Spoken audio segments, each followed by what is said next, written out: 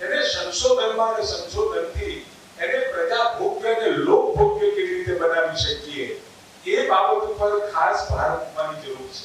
આપણા શિક્ષા વિભાગની અંદર આ પીએચડી ની વાત, પીએચડી માટે સરકાર ખૂબ કરે છે, ડોક્ટરેટ બને, સંશોધન થાય એના માટે ખૂબ સહાય ને એ બધું આપી રહી છે.